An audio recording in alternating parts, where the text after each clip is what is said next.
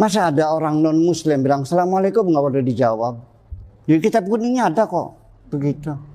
Etis nggak? Ada orang assalamualaikum dibiarin aja, kita buang muka.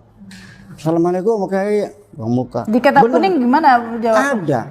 Mengatakan Apabila ada orang non muslim mengucapkan assalamualaikum, maka tidak boleh dijawab. Kalaupun dijawab, jawabannya alaikassalam. Alaikassalam itu mampus buat kamu. Apa seperti itu ajaran Islam? Itu kan kitab kuning. Jadi pertanyaan besarnya, beranikah umat Islam melakukan revisi terhadap kajian-kajian hukum fikih yang telah dilakukan oleh orang-orang zaman dahulu kala? Itu sih pertanyaan. kuncinya jadi adalah untuk melawan itu semua adalah berpikir tadi. Berpikir dong. Tapi orang kan jadi takut, iya berpikir kamu nggak ada ilmunya.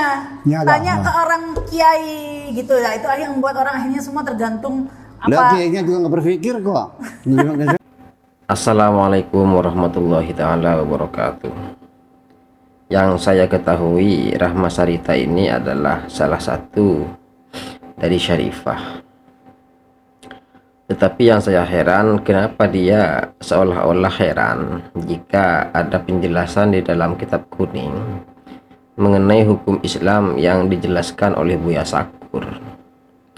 Jangankan hukum yang seperti itu mau tidak ada di dalam kitab kuning, bahkan hukum-hukum yang lebih ekstrim sekalipun di dalam kitab kuning itu ada. Misalnya orang yang meninggalkan sholat karena dia malas, itu wajib dibunuh. Itu wajib loh. Wayajibu.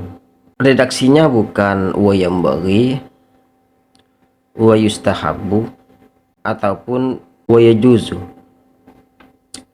tetapi wayajibu qatlu tariki sholati. Jadi kalau mau berbicara hukum klasik yang ada di dalam kitab kuning, orang yang meninggalkan sholat itu wajib dibunuh, baik itu meninggalkan sholat karena ingkar terhadap kewajiban sholat, maupun dia meninggalkan sholat semata-mata karena malas. Bukan hanya itu, hukum yang lebih ekstrim dari apa yang disampaikan oleh Buya Sakur juga ada di dalam kitab kuning. Misalnya ada seseorang yang berbeda keyakinan dengan kita mengenai Al-Quran, apakah status daripada Al-Quran itu adalah makhluk, apakah lafaz-lafaz Al-Quran itu adalah makhluk atau tidak. Perbedaan di wilayah itu juga menuntut adanya sebuah pembunuhan terhadap kelompok yang berbeda keyakinan dengan kita di dalam masalah itu. Jadi kalau mau berbicara mengenai hukum yang ekstrim, itu ada di dalam kitab kuning.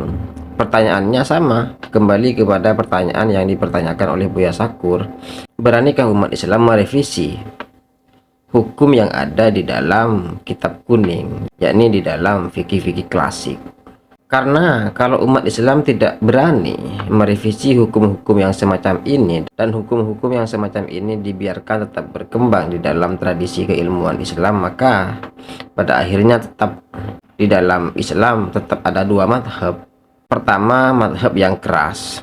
Yang kedua, madhab yang lemah lembut. Madhab yang keras loh, bukan madhab yang tegas. Saya termasuk orang yang membedakan antara keras dengan tegas.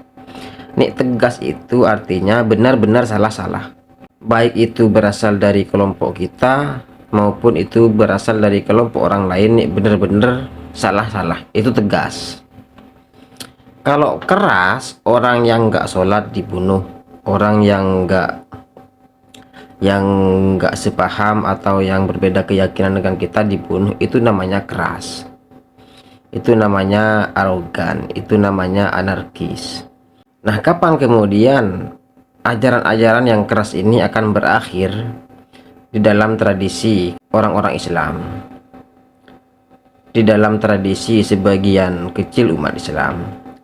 Jawabannya ada ketika pada umat Islam berani mengambil keputusan untuk merevisi hukum-hukum yang ada di dalam kitab kuning sebagaimana yang saya sebutkan tadi. Sekian dari saya, semoga video ini bermanfaat. Assalamualaikum warahmatullahi taala wabarakatuh.